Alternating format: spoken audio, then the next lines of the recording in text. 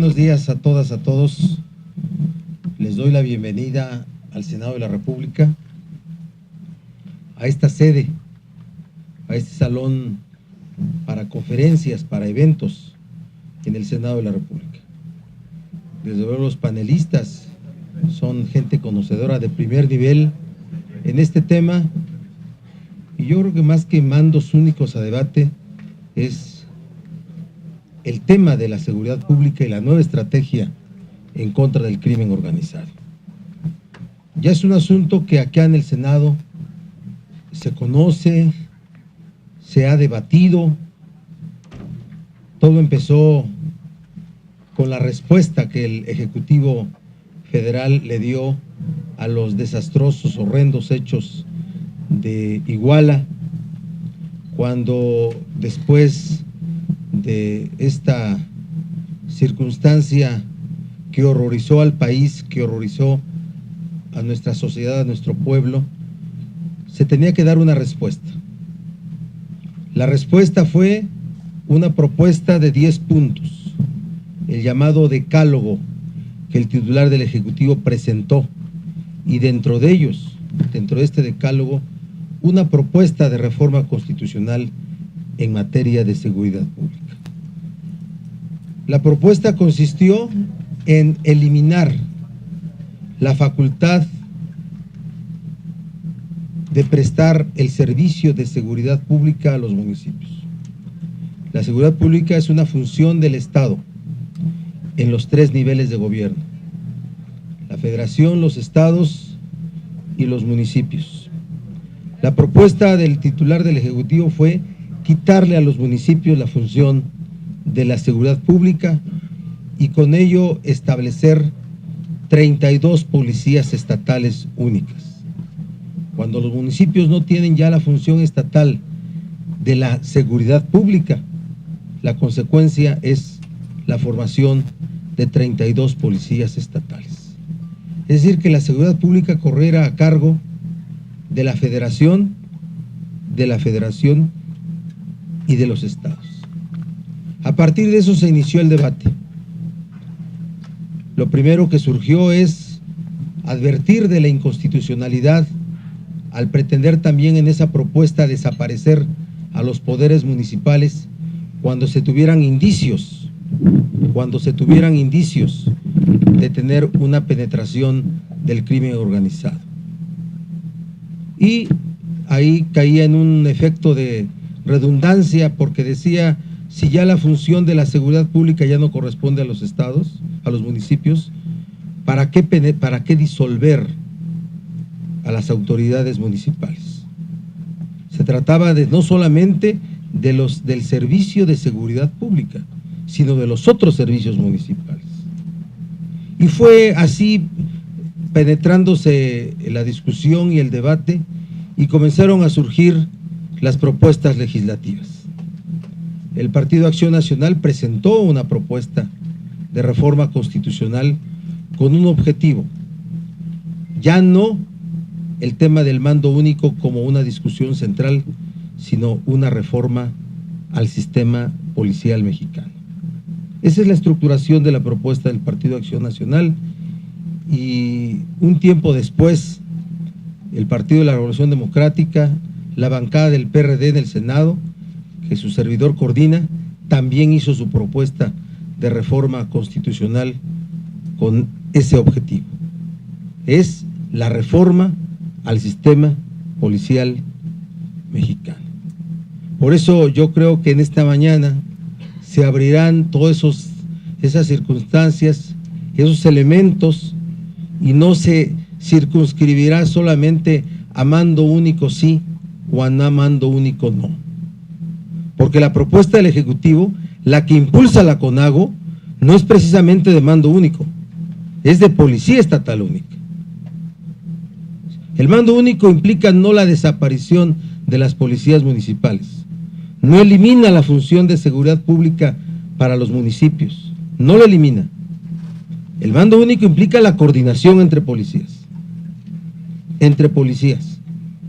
La policía estatal única es la desaparición de las mismas.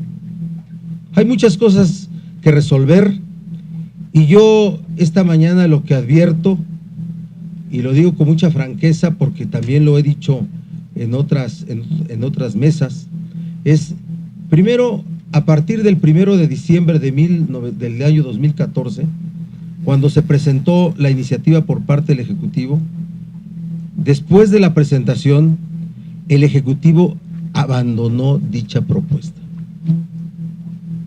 Perdió el interés, abandonó el interés. No es cierto que los legisladores no estemos en condiciones de ponernos de acuerdo, como se nos llama y se nos dice y se nos reclama. Eso no es cierto, porque el control del proceso legislativo en México, a nivel federal, lo ejerce el Poder Ejecutivo a través de sus bancadas mayoritarias. El control del proceso legislativo en los estados, ¿quién lo conduce? El gobernador, a través del control político en los congresos locales. Por eso cuando la CONAGO nos dice, pónganse de acuerdo, la respuesta que yo les di es, a ver señores, ustedes hacen lo mismo en sus estados. Tienen el control del proceso legislativo y determinan qué camina y qué no camina. Cuando se abrió este periodo, todos hablábamos de la necesaria y rápida resolución de la reforma constitucional en materia de seguridad pública. Todos apostábamos a eso y yo pensaba que iba a ser un asunto de 30 días.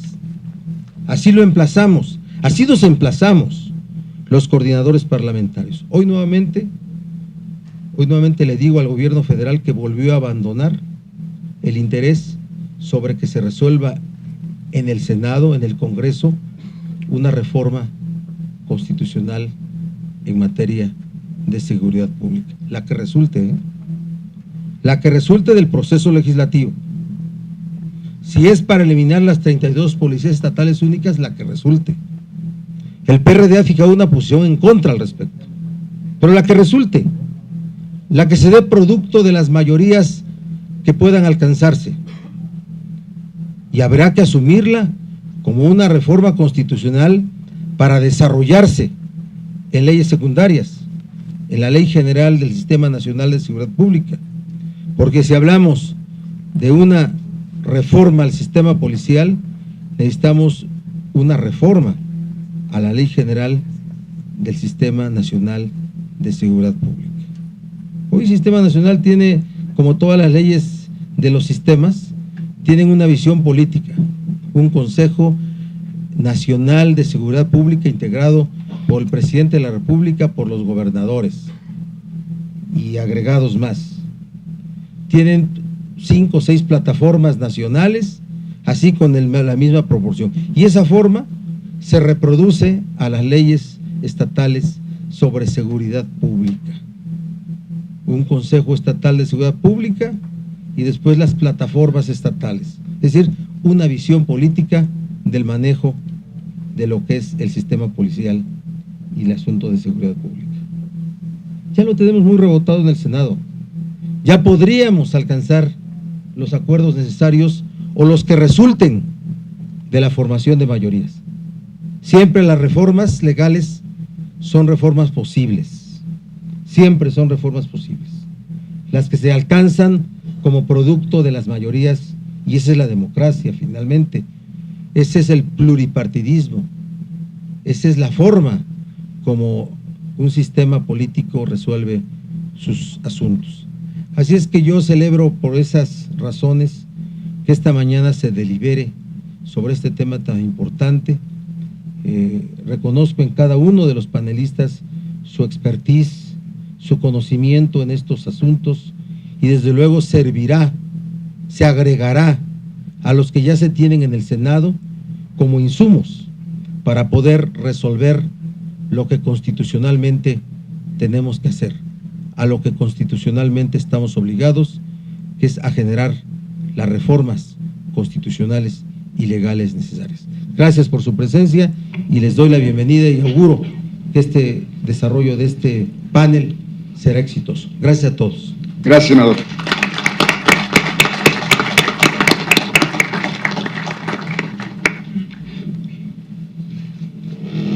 Hecha esta bienvenida, pero más importante creo destacar esta introducción al tema, traernos al momento actual a partir de, por supuesto, la crisis de Iguala-Ayotzinapa, me parece muy pertinente que a partir de las palabras del senador Barbosa les comente ahora sí uno por uno los nombres de nuestros panelistas y procedamos a escuchar a cada uno de ellos.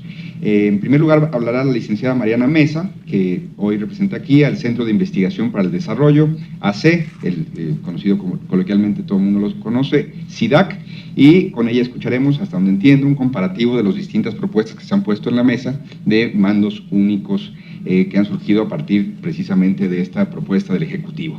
En segundo lugar, tomará la palabra la maestra Carla Angélica Gómez McFarland, que hablará a partir del Instituto, propiamente del Instituto Belisario Domínguez.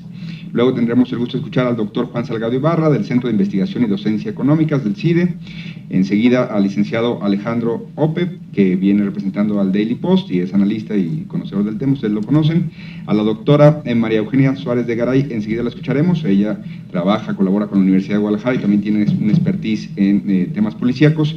Y finalmente hablará también en esta primera ronda el licenciado Alberto Capella, que es el comisionado estatal de seguridad del estado de Morelos. Soy Salvador Camarena, de nuevo cuenta muchas